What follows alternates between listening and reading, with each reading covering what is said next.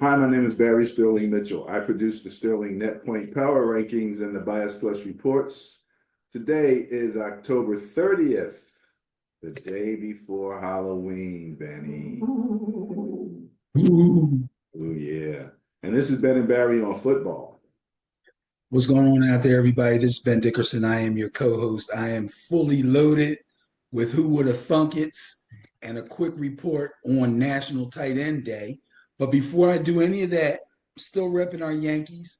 We won Game 4 last night. Game 5 is tonight. It's the second inning, and we are up 4-0. There you go. There you This go. could be a monumental comeback, folks. This could be history in the making.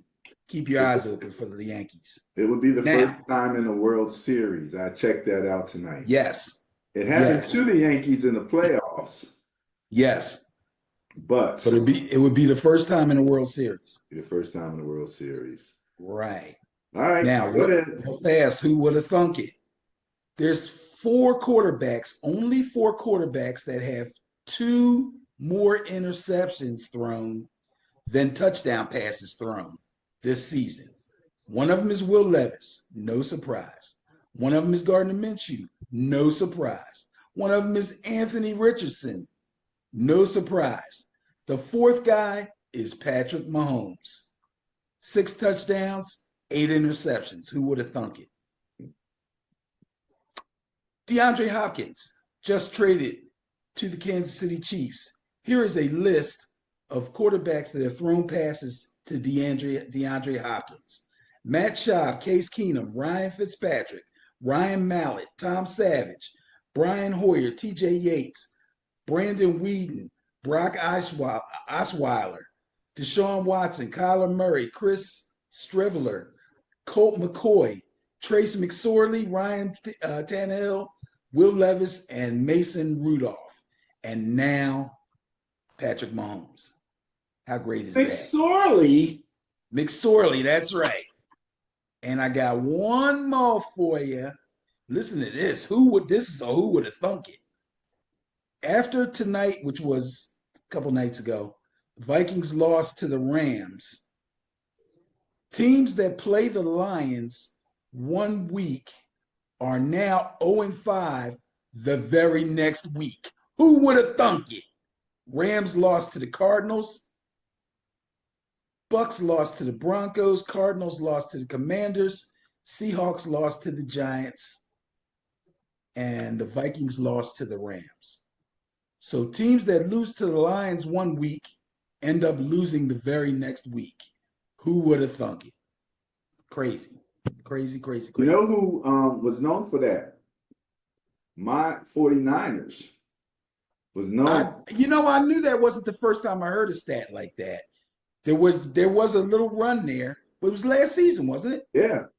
There was a run where if you lost to the Niners, you lost the next week. Because we kept saying Niners will beat people up.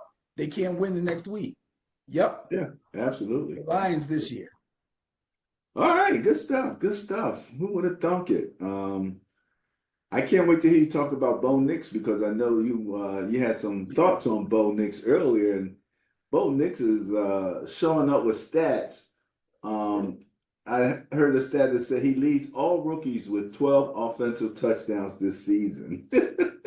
Yeah, well, the funny thing is, I really was not a Bo Nix believer coming into the draft.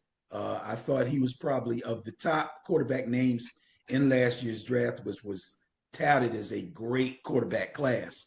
I thought he was at the bottom of the barrel. But he has proven to be up for the task. And I think the main thing is him and Sean Payton are such a good match. I mean, Sean Payton knew what he wanted when he got this guy. And, my buddy calls him Bo Breeze. Really? Yeah. Bo Breeze. Well, we'll see what Bo Breeze is doing. We're going to take a look at the Sterling Net Point Power Rankings, Benny. Let's hit this and, man, some of the stuff that I've seen. All right, Benny, so the Sterling Net Point Power Rankings, and then I'll be followed up with the Bias Plus reports. Let's take a quick look. And, Benny, have colors. Hey, how about See that? that okay? No, it's terrible. Too small. Way too small. All right, let me raise it up a little bit for you one more time, and then that's it right there. That's it. Well, it's going to go out of my screen if I make it any bigger.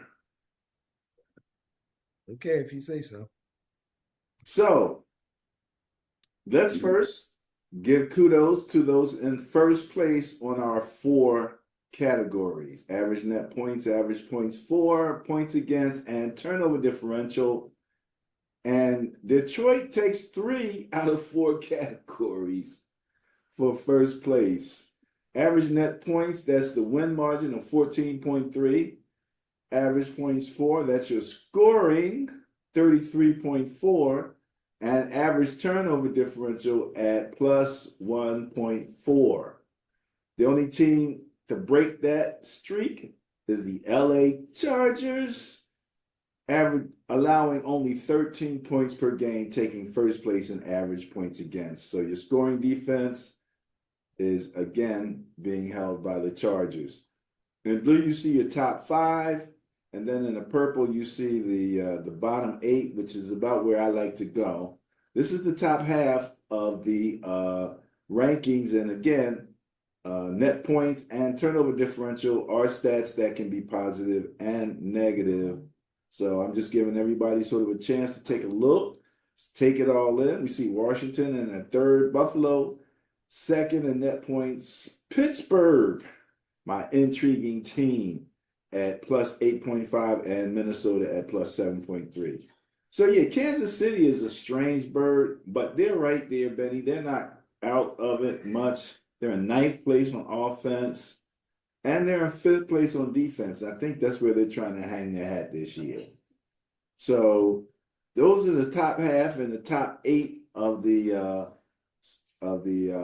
rankings. And I have in the bottom half some things in red that I just wanted to make a note of. Nothing in net points per se or points for. These are all teams that, okay, 23 down to 13, Miami again.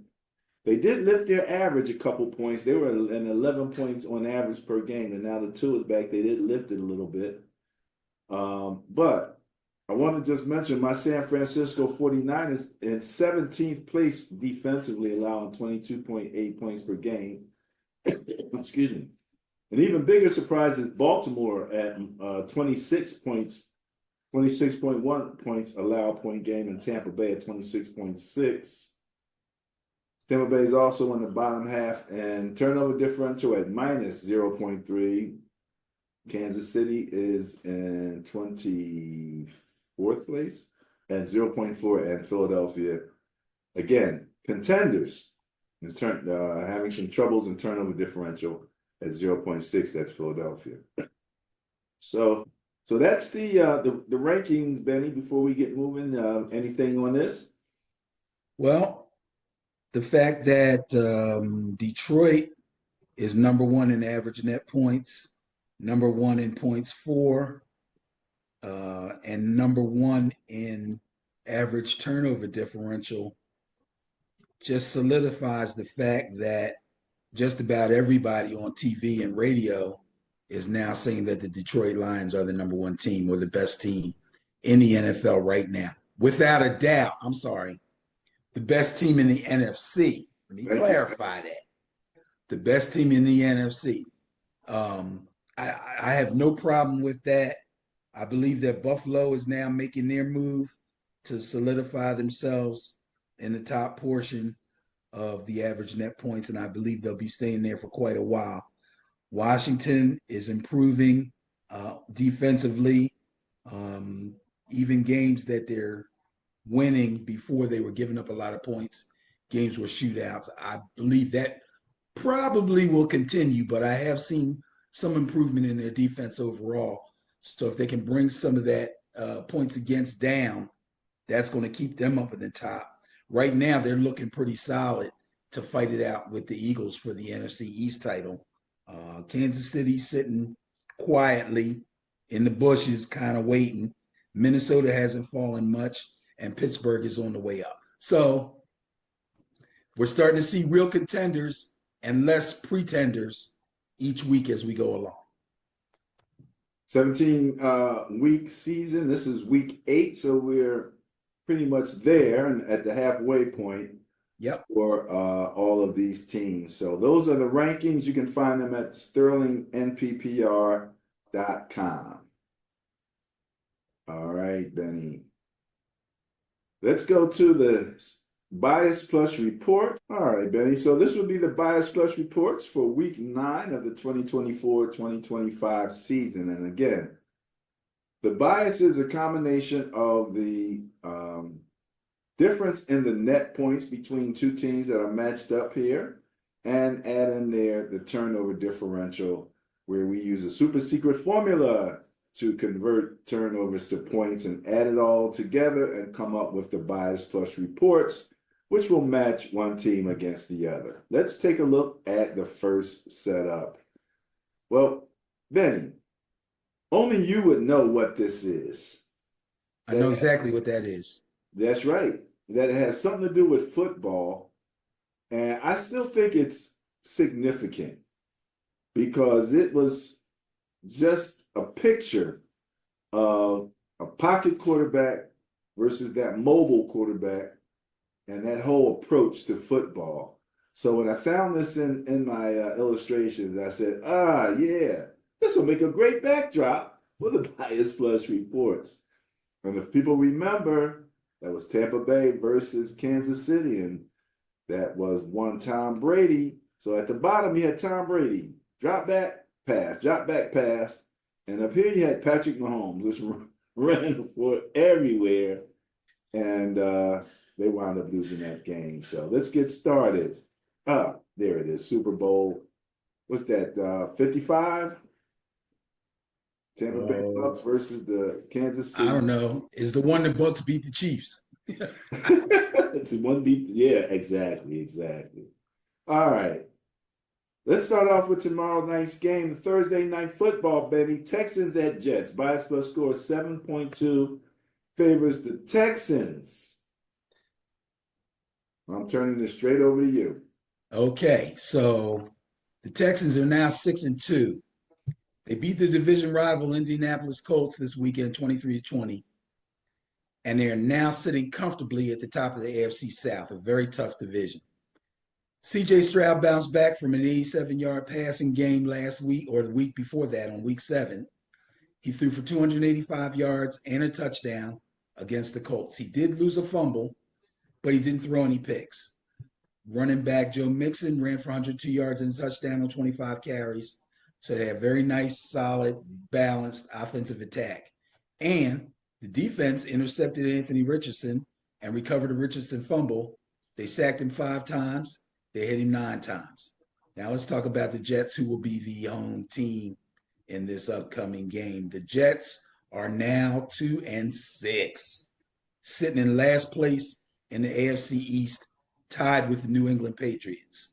They came into the season with Super Bowl aspirations. Now at 2-6, with one win over the 1-win Tennessee Titans and 1 win over the Patriots from back in week 3. Now with the Patriots avenging that win, 25-22, it gives the Jets their 5th straight loss. This is an easy one. Take the Texans. In fact, I heard the Texans are the underdog in this game. Really? Yeah. I don't know if they think Aaron Rodgers, he's drinking cayenne pepper in his water now. The fountain of youth, yeah. So maybe that's it. I don't know. I'm taking the Texans. Lost Diggs, right? Diggs is out. Diggs has, yes. That's a big loss, but I think they should be able to get by. I'm with you there. Bias Plus 7.2 favors the Texans. Next up, let's go to Sunday football. Cowboys at Falcons. Bias Plus score 11.2 favors the Falcons. And your boy, K. Cousins. Benny. Yes, sir. I'm a little concerned. Your boy Kirk Cousins has a player on the Yankees. They're good or bad? A player on the Yankees? Yeah. One of the Yankees pitchers is his cousin. His cousin's cousin? Cousin's cousin. Yeah. Cousin's cousin. In fact, he didn't play too well, I think, in game 2 or game 3. He got bombed. Oh my goodness, they're up 5-0 now. Anyway, yeah, that's his cousin. All right. All right. Why would you be concerned about that? Nah, go ahead. You know me. Because you just can't help yourself. That's I why. know, you know it. So the 2023 Falcons finished the regular season 7-10. Right now, the 2024 Falcons are sitting at 5-3. They defeated Tampa Bay 31-26, and they took over first place in the NFC South. Another very toughly contested division. They have now swept the division series with the defending champion Bucks. And the biggest difference in the Falcons, Kirk Cousins. Once again, he played extremely well. 23 of 29, 276, 4 touchdowns, and no turnovers. He even contributed 3 carries for 16 yards to add to the total of 29 carries and 129 yards on the ground. It wasn't the defense's best game, but they did come away with 2 second-half interceptions to help the cause. Now, the Dallas Cowboys, they will be visiting Atlanta this weekend. After they put together a 65-yard second quarter drive that actually ended with a Zeke Elliott touchdown run, don't see too many of them anymore, and a Brandon Aubrey field goal, the Cowboys didn't score again until the fourth quarter, which was way too little, way too late, and they lost to the 49ers on Sunday Night Football 30-24. Dak Prescott takes a whole bunch of heat right now for how poorly the team is playing, but they have no running game to speak of and only one wide receiver that possesses any serious threat to anybody. The defense can't stop a nosebleed. In fact, they gave up 483 total yards from scrimmage to the Niners. That's pitiful. They only had 2 sacks and 2 quarterback hits. Again, go with the home team. I'm not saying again, but again, it's kind of a no-brainer for me. I'm going to go with the Falcons at home.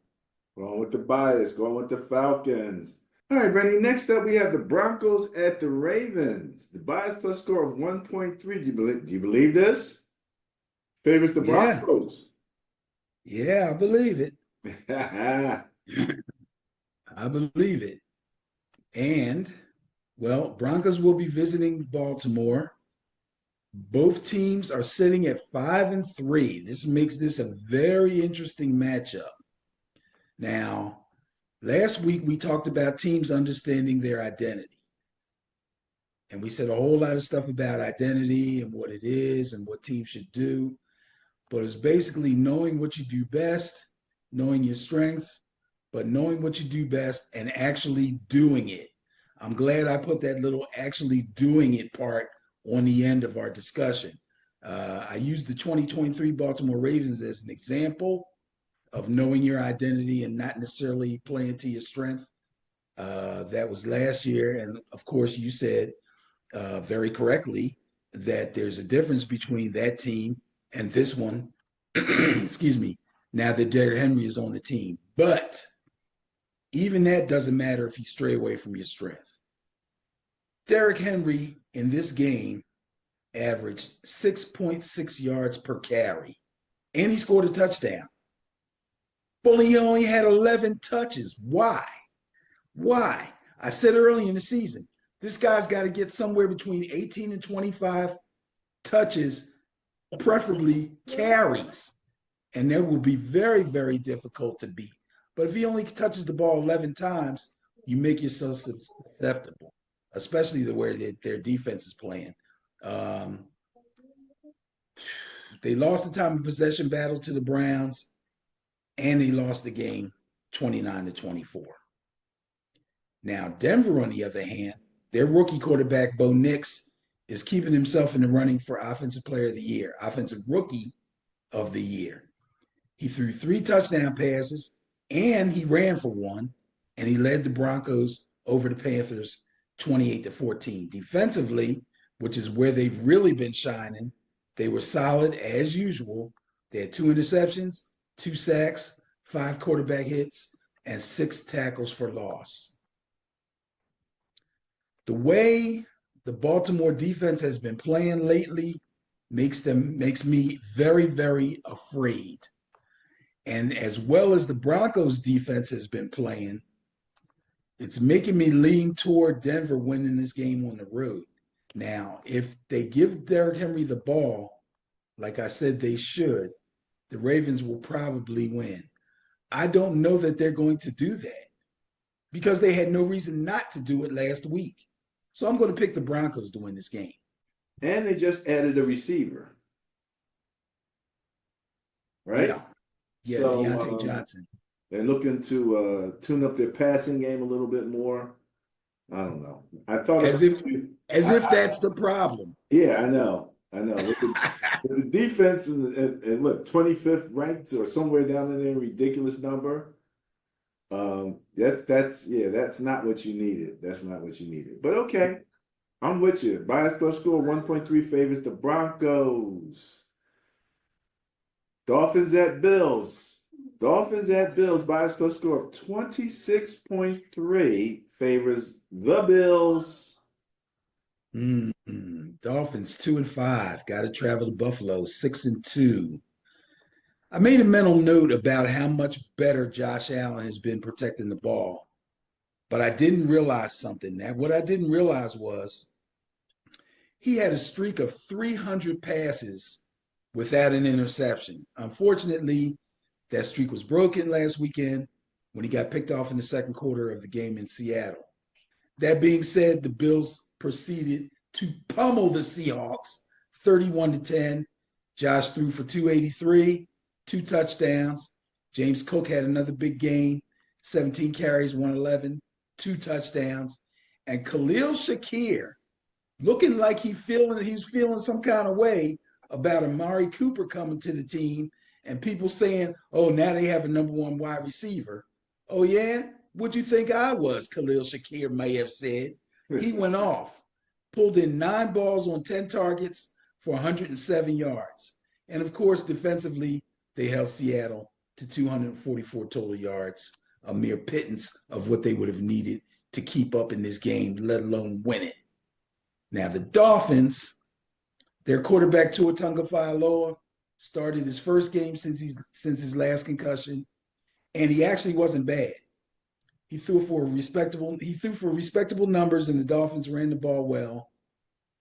And the 27 points they scored was their highest point total this season. Unfortunately, after going up 27-18 at the end of the third quarter, their defense was unable to hold off the surging Cardinals, who drove 70 yards to a James Conner TD run, and then another Kyler Murray-led drive of 73 yards for the winning field goal with no time left on the clock.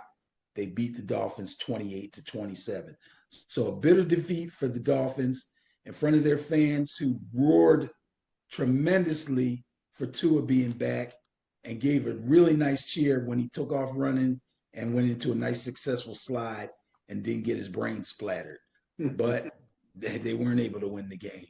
So again, here's another team that's got a pretty good offense, but they're very, very weak defensively. The Bills are winning the division. This will be a division contest. I'm going to go with the Bills at home to win it. All right. Going with the bias, going with the Bills. Saints at Panthers.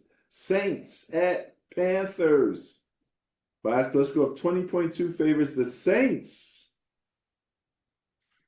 Ooh, boy, oh boy, I'm telling you.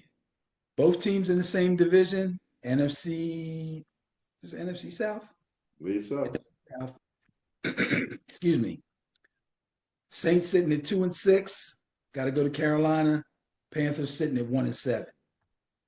This might not sound like a game you want to watch, but I'll tell you what, if the Panthers are going to have any hope of looking like a viable NFL team, they need to win this game. Now, Saints lost their 6th game in a row. Derek Carr has been out. They lost the game to the Chargers last weekend. Score was 26-8. Alvin Kamara did his thing. He put up 122 total yards on 16 touches. And Chris Olave, just back from an injury, contributed 107 yards on 8 catches. But for the most part, nobody else was able to shine. Spencer Rattler was very ineffective. He got replaced by Jake Haener in the third quarter. Neither one of the quarterbacks was able to mount a drive that resulted in a touchdown.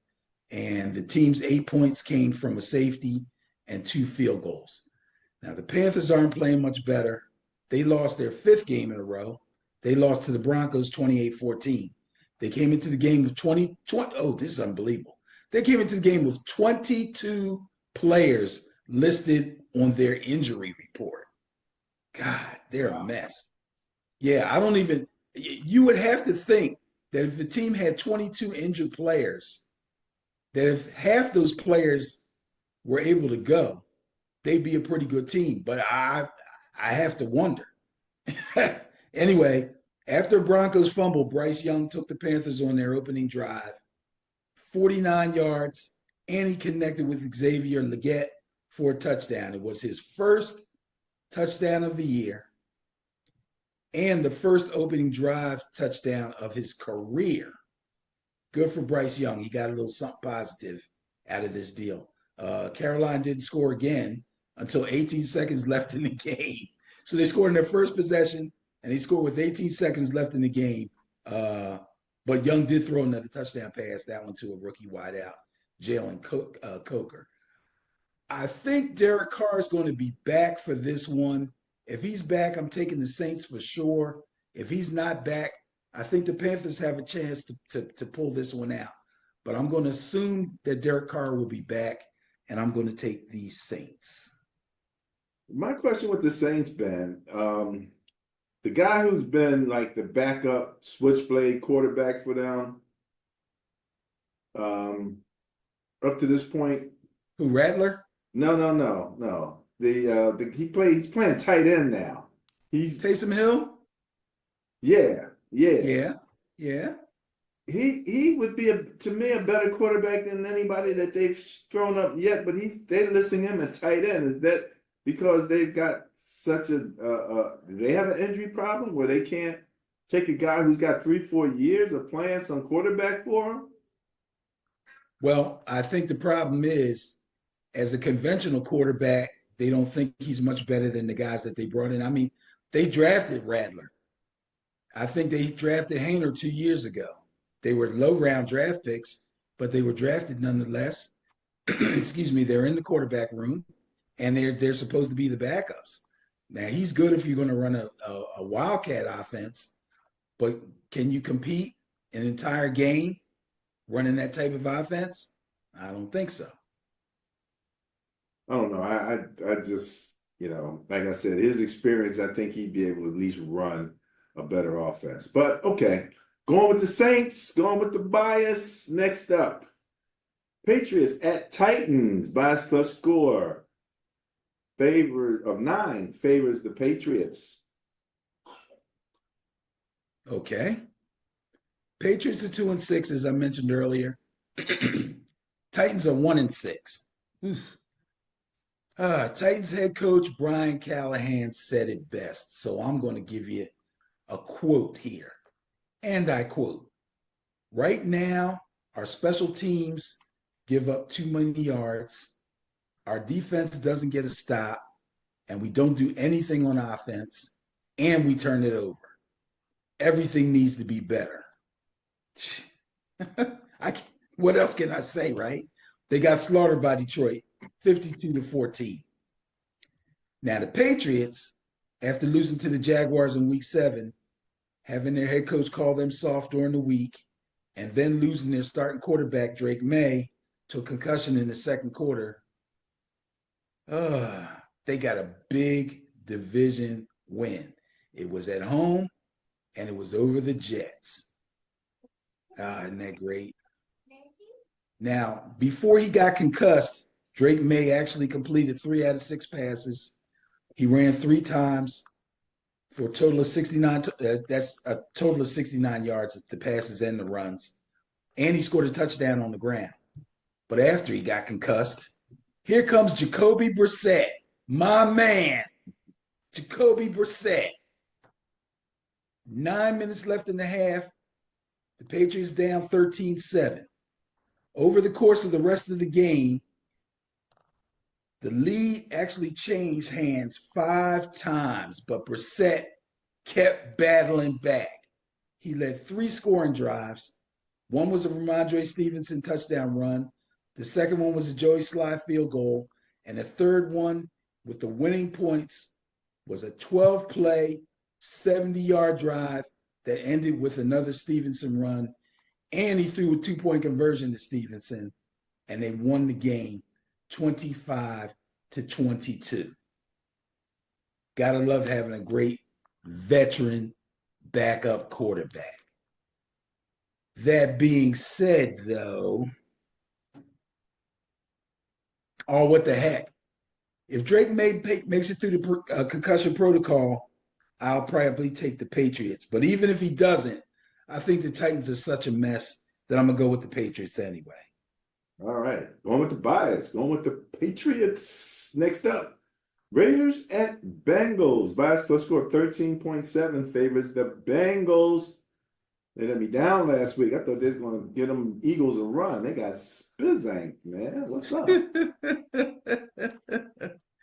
Well, yeah, the Bengals aren't looking real good. They're 3-5. Every time they show signs of life, something bad happens to them. The Raiders, well, you want to talk about stuff bad happening to them. They're 2-6. It's becoming really tough to watch Raiders games, I'll tell you, man.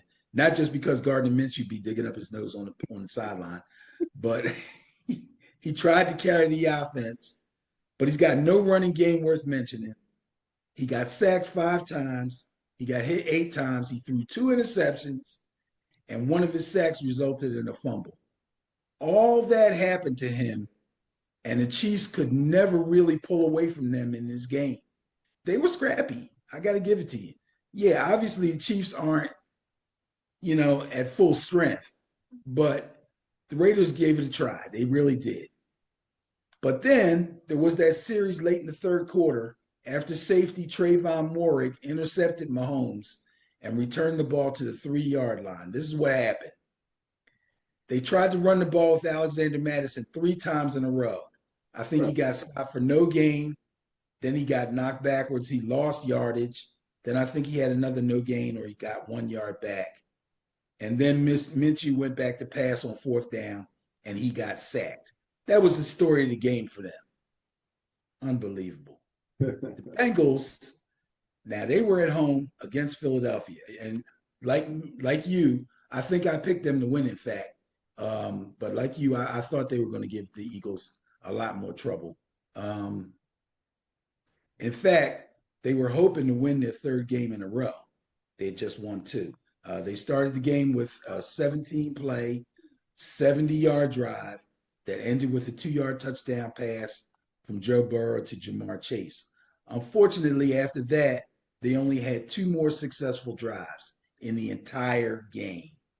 They only amassed 58 yards on the ground, and they turned the ball over twice, and that was enough. They ended up losing to the Eagles 37-17. Boo, boo, boo, boo, boo. I'm going to pick the Bengals to win at home on this one. This may not be much of a game to watch, but. All right, going with the bias, going with the Bengals. Next up, we have Chargers at Browns. Here's an intriguer. Here's an intriguer. Bias plus score of 17.5 favors those Chargers. But they don't know about famous Jameis, do they, Benny? They better find out real quick. Chargers looking pretty good. They're 4-3. Browns will be home again. They're 2-6. Excuse me. Let's talk about the Chargers first. Oh, I know who I want to talk about. Rookie wideout Ladd McConkey. I don't know if people are really up on Ladd McConkey. He's mostly been used as a possession type of guy. But last weekend against the Saints, not only did he catch 6 out of 6 passes, move the chains, convert 3rd downs, score 2 touchdowns, he also got to stretch the field a little bit and had a 60-yard catch and run for one of those touchdowns. The 26-8 win over New Orleans was a complete game by LA with 279 air yards from Justin Herbert, 122 yards on the ground, mostly by J.K. Dobbins, no turnovers, and a very solid defense. And I must take this moment to say, I believe it was last week that I said something about the Chargers being good in average points against, but not really being a good defense. I'm going to have to take that back. I went back and looked, and although the beginning of their season, they did have a couple of cupcakes, they've been pretty solid.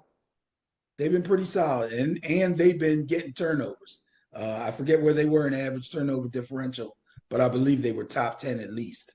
So I take that back. Chargers defense is something to be proud of. Now, as far as the Cleveland Browns are concerned, Jameis Winston made his first start in more than 2 years. He led the Browns to an upset of the Ravens, and he ended the Browns' 5-game losing streak by a score of 29-24. Now, Cleveland fans got to see their team for the first time this season score more than 20 points, amass 300 plus yards passing, and score 3 touchdown passes. And they only had 1 turnover. The offensive output seemed to wake up the defense. They also played well, 3 sacks, 7 quarterback hits, 7 tackles for loss. This is a toughie. But I'm going to go with the Chargers. I like the Chargers. I like the way they're playing. All right. Bias plus score 17.5 favors the Chargers, and Ben's going with the Chargers. All righty. Commanders. Say it with me, Benny. The Commanders at, your New York Football Giants. Bias plus score of 19.5 favors the Commanders in an NFC East battle. NFC East battle. Commanders coming off a big win, 6-2. Giants will be home where they've kind of struggled. Weird as that may sound. They're 2-6. Jaden Daniels was obviously not 100%. You could tell by the way he was throwing and running. He still got that rib injury, but he decided to stick it out, try to persevere, going up against his fellow first-round rookie quarterback, Caleb Williams. Williams actually went number 1 overall. Daniels went number 2. Even though you could tell he was hurting, he led 3 Washington drives that ended with Austin Seibert field goals, and the defense shut out the Bears in the first half, and they went into halftime winning 9-0. Seibert kicked the 4th field goal in the 3rd quarter before the Bears finally scored, making the score 12-7. After a missed field goal and a series of punts, the Bears put together a drive and took the lead 15-12, but they left 25 seconds on the clock. That's when the magic happened. Daniels moved his team from their own 24-yard line to the Bears' 48-yard line in 4 plays, and then he completed the Hail Mary pass to Noah Brown to win the game 18-15. Great win for the Washington Commanders. Now, they'll be playing my New York Football Giants, who actually showed some encouraging signs of life in a 26-18 loss to the Pittsburgh Steelers. Greg Joseph kicked 3 first-half field goals, and the Giants kept the score tied 9-9 until a late third-quarter punt return. A late third-quarter punt return put the Steelers ahead 16-19. A 45-yard breakaway touchdown run by rookie running back Tyrone Tracy, and later another Joseph field goal made it a 1-possession game, 26-18. Unfortunately, a Daniel Jones fumble and interception took away any chance of the Giants making a comeback for the win. The Commanders are the better team. There's no doubt about that. The Giants, for some reason, struggle at home. The only way I would pick the Giants to win this game is if they decide to make the move and go to Drew Lock at quarterback, which I don't think they're going to do. So I'm going to pick the Commanders. All right, bias plus score. Let's start that over. Bears at Cardinals. Bias plus score of 12.1 favors the Bears. That's an NFC West team that they're messing with there, man. Those Bears, but, that defense, they've been playing well. Kyler, what you got? Well, the Cardinals had to travel to Miami to face the Dolphins in the game that Tua came back from his concussion. So the crowd was pretty hyped up about that. They found themselves down 20-12 near the end of the third quarter, but Kyler Murray drove his team 75 yards to finish out the third quarter with a 22-yard touchdown pass to Marvin Harrison Jr., whose season is beginning to pick up. And then they had another drive in the fourth quarter that ended with a James Conner touchdown run. Now, down 27-25, the defense held, forced Miami to punt, and with 5 minutes left, Murray engineered one more drive, this one 75 yards on 13 plays, and they used up all the 5 minutes on the clock, and Chad Ryland kicked the game-winning 34-yard field goal. I'm going to go against the bias, and I'm going to take the Cardinals on this. Kyler Murray looks like he's really feeling it. Oh, I didn't talk about the Bears, did I? I'm sorry. Scratch that last thing I just said. Well, don't But you scratch kind it. of did when you talked about him playing the. Well, yeah, I did. But I just want to reiterate, Caleb Williams actually played poorly in the first half of that game against Washington. So that didn't help them at all. They actually punted 4 times, and they turned it over on downs once, and they failed to put up any points. Like I said, they were shut out in the first half. They played better in the second half. DeAndre Swift had a big 56-yard touchdown run, but didn't do them any good. They ended up losing that game. And we can talk about that Hail Mary play later on and kind of discuss some of the things that happened there. But the bottom line is I blame that loss on the coaches. Now I will reiterate, yes, I am going to take Kyler Murray and the Cardinals at home to beat the Bears. All right, going against the bias, going with the Cardinals. Next up, Jaguars at Eagles. Bias plus score of 12.1 favors the Eagles. All right. Jacksonville Jaguars are 2-6. Eagles are 5-2, by the way. Jacksonville, Trevor Lawrence. Whew. He ran in a first half touchdown, and he threw one to rookie wide receiver Brian Thomas. And they took a 17-13 lead with 5 minutes left in the third quarter. But they set up 2 Green Bay touchdowns, one after sack fumble by Lawrence, and they fell behind by 10 early in the fourth quarter. They did fight back, but they allowed Packers backup quarterback Malik Willis to put together one last drive and win the game with a 24-yard field goal by Brandon McManus, and they lost the game to the Packers 30-27. The Eagles, on the other hand, had a big win over the Bengals in Cincinnati, and I'll tell you, that looked probably like the best overall game the Eagles have played this season so far. This is a little unfair, but thanks to a 10-minute opening drive by the Bengals, the Eagles still haven't scored in the first quarter of a game so far this season. That's crazy. I'm sure they would have this time, but the Bengals put together such a long drive that by the time the Eagles started their drive, it went into the second quarter before they kicked the field goal. But after that, they went field goal, punt, touchdown, touchdown, touchdown, field goal, touchdown, field goal. Complete domination. 37-17 win by the Eagles. And I must say, I'm going to take the Eagles to win the game against the Jacksonville Jaguars, if for no other reason than Jacksonville just cannot stop turning the ball over. Well, that would be one good reason right there. So going with the bias plus, since you're talking about turnovers, going with the bias. All right, going with those Eagles. All right. This is another potential intriguing game, Danny. Oh, yeah. Contest with the number 1 team in the league, the Detroit Lions, according to my rankings, at the Packers, Green Bay Packers. Where's my son at?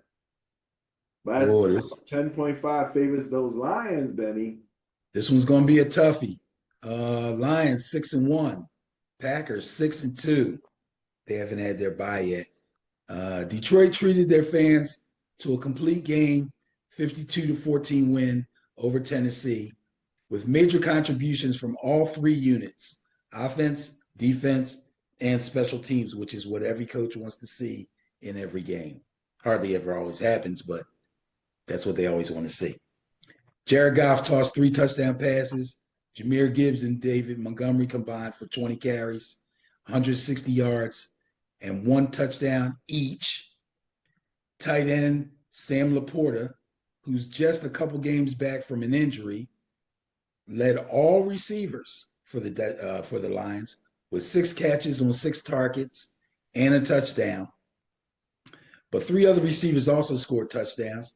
Defensively, they forced 4 turnovers, and Khalif Raymond returned a punt 90 yards for a score. So that's a complete game with scoring and major moves by all 3 units.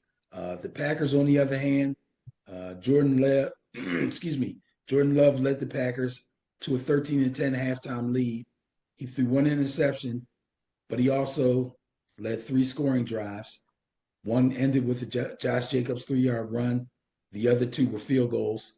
Unfortunately, he got injured, got a groin injury on the first possession of the second half of the game, and then Malik Willis had to come in and take over. This is the second time this has happened this season. The first time was pretty successful for Malik Willis. This time, another touchdown run by Josh Jacobs and a scoring pass from Willis to tight end Tyler Kraft put them ahead by 10. But when the Jaguars came back, Willis had to engineer one last drive, and he got a McManus field goal, and they won the game as time expired. There is rumor that Jordan Love may be back for this game, but I don't know. This is the same thing that happened last time. I think he said he wanted to come back. They kept him questionable. He had a limited practice on Friday, and they made like a game time decision, and he ended up playing. Now, if he plays and the Packers are at home, oh, what the heck? I'm taking the Lions. Well, stick your neck out there, why don't you? Going with the bias, going with those Lions. Rams at Seahawks. Rams at Seahawks. Bias plus score 1.7. Favors the Seahawks for this NFC West contest. And a big NFC West contest it is. Everybody's trying to keep up with your 49ers. Rams are 3-4. Seahawks are 4-4. I'm sure the Rams would be better than 3-4 if not for all the injuries. But they played the Minnesota Vikings, and they welcomed the Minnesota Vikings into their stadium in LA, especially the Minnesota Viking defense into LA. But no worries, because Matt Stafford got back both of his number 1 receivers. I don't even want to say 1 and 2, because both of them, they're like 1A and 1B. Mr. Cooper Kupp and Mr. Puka Nacua both came back from injury, and neither one of them showed even a little bit of rust. Stafford threw for 279 yards, 4 touchdowns, only 1 interception. Also, this is big. His offensive line stepped up.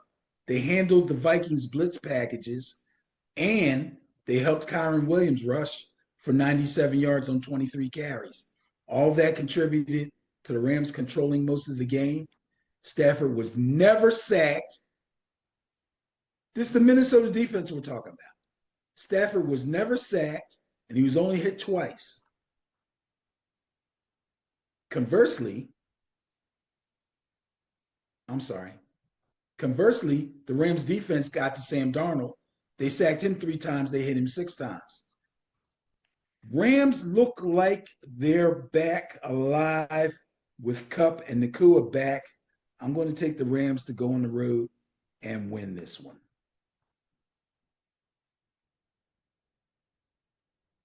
Oh, I did it again. There was a statement on TV that reminded me of my Niners when they talk about Purdy. Purdy doesn't look as good, when he doesn't have all of his players. And the guy on TV said, Matt Stafford looks a lot different when he has his guys. So yeah, that's just normal, man. You got your players when you got that's normal stuff. I left out my Seahawks take. Can I do it real quick? Go ahead. Yeah, hopefully you can edit so it makes sense. But they pretty much look hapless against Buffalo. They lost 31-10. They were only able to put together 244 total yards one touchdown, one field goal. They only had one sack, zero quarterback hits, and zero turnovers for loss. So, yeah, the Seahawks look pretty poorly right now. For some reason, their run game has abandoned them. Geno's doing his best to keep things going, but it's not working out too well, and the defense can't seem to stop anybody. So, yes, I'm going to go with the Rams in this one. All right, going against the bias, going with those Rams. Yes. All right, Benny, I do believe this is the Sunday night game. Am I correct here? Nope. I would say that is correct. Yeah, Vikings Colts. Absolutely correct. Yes. We have a little Sunday night football here. And the bias score of 9.3. We have the Colts at the Vikings. Favorite those Vikings. Colts are going to start a new quarterback this week. Colts are 4-4.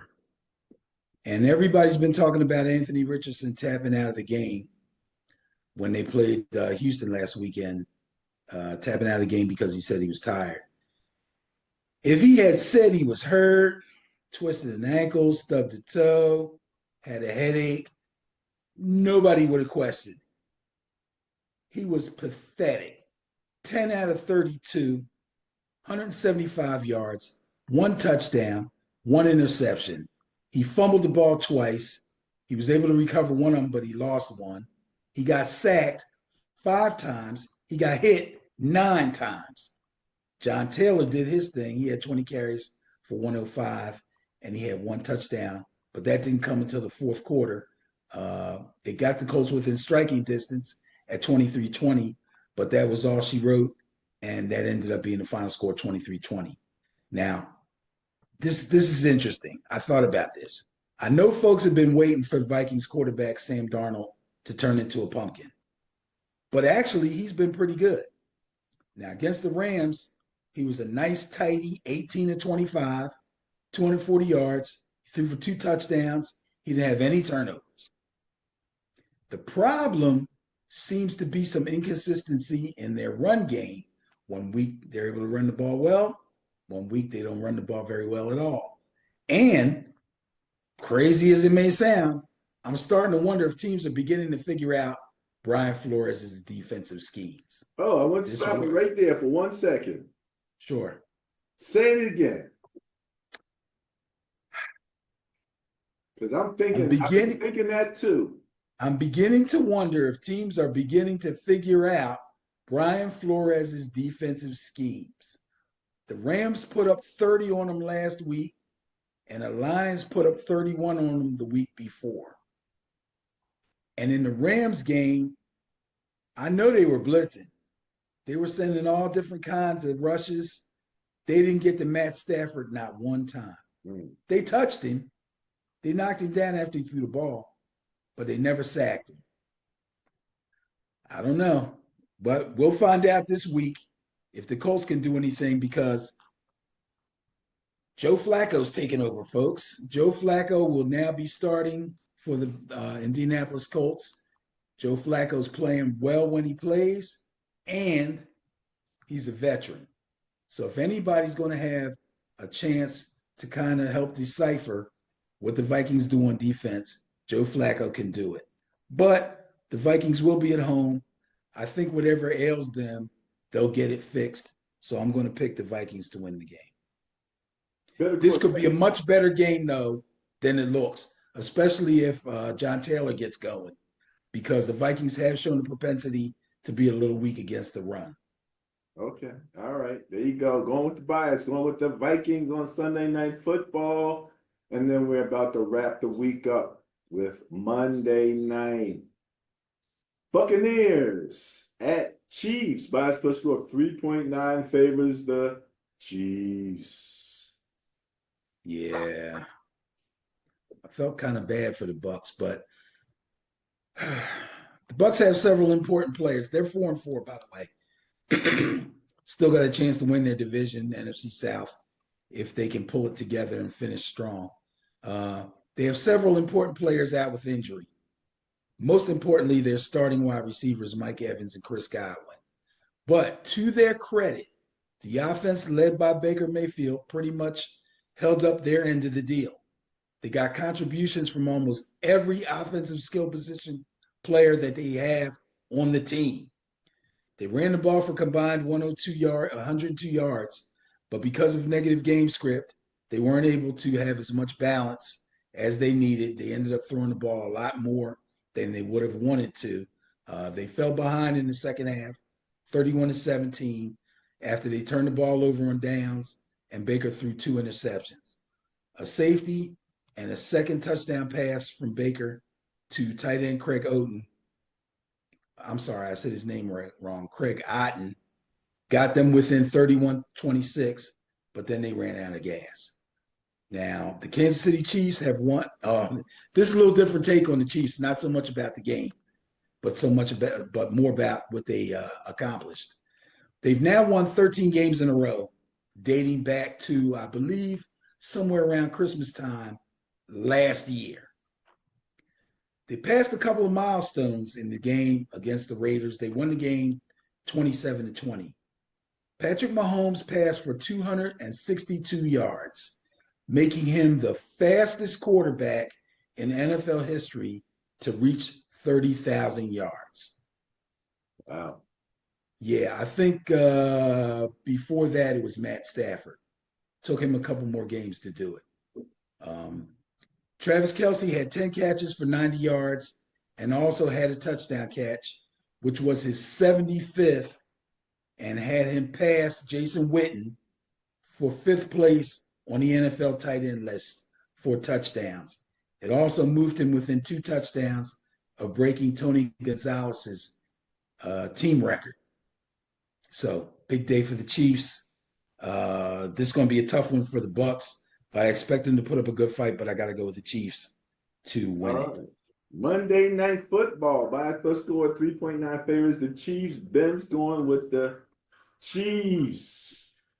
All right, Benny. Well, that wraps up the week. There's probably a couple teams that we didn't talk about because the teams on the bye. Right. Steelers and Niners get a week off. Get a chance to get themselves together. Get Christian McCaffrey his calf muscles squared away. He should be ready to go. They've already planned some practice sessions for him to go through during the bye.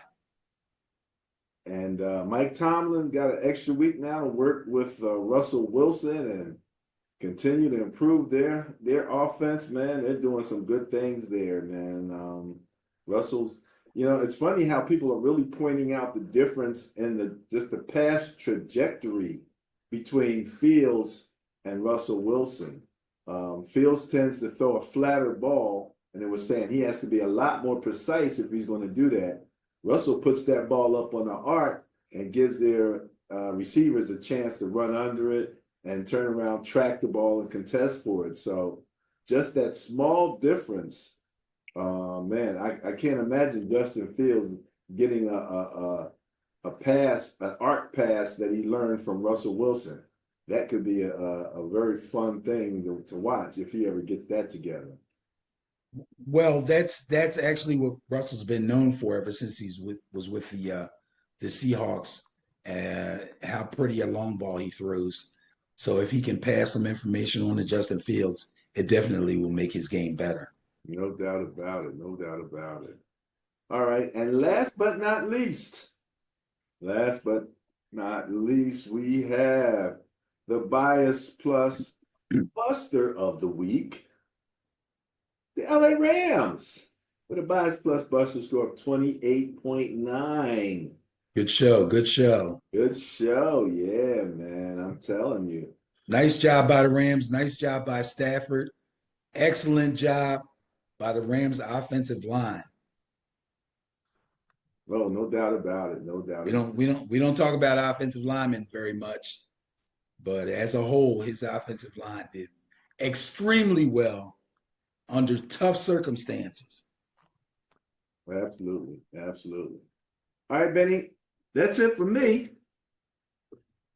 Well, I don't want to hold you up, but we didn't get a chance to talk about National Tight Ends Day. We look forward to National Tight Ends Day every season. And this particular season, for some reason, as I was watching the games with my daughter, We both looked at her and said, this is one hell of a National Tight Ends Day. Tight ends was going off left and right, putting up numbers, making awesome catches, some of them even leading their teams in receptions over the wide receivers. That was crazy. Just to name a few. George Kittle, 6 catches, 128 with a touchdown. Trey McBride from the Cardinals, 9 catches, 124. Greg Otten, I mentioned from the Buccaneers, 9 catches, 81, 2 touchdowns. Tucker Kraft, 78 yards, one touchdown. Even Kyle Pitts, who did hardly nothing last year and the beginning of this year, caught 4 balls for 91 and 2 touchdowns. Jason Kelce finally coming awake. Did I say Jason Kelce? Travis Kelce. Travis Kelce. Thought he came out of retirement, huh? Travis Kelce, huge day. He's feeling chunky. Yeah, right. He had a huge day. 10 catches, 90 yards, a touchdown, and so on and so forth. Sam Laporta just back from injury, played really well. Mark Andrews played really well. Dalton Kincaid from the Bills played really well. And so did David Njoku, now that he's hooked up with Jameis Winston. Yeah. So all in all, it was a great National Tight Ends Day. And thank you to the Tight End Academy that's put on by Travis Kelce and George Kittle. Those guys really took that on, and that's really becoming an event now, man, covered by the TV and everything. All right, good stuff, Benny. Good stuff. It was a crazy week last week. It's going to be a great week this week. I haven't decided my intriguing game yet, so stay tuned. It will be announced. And that's all for me. Okay, cool. Peace.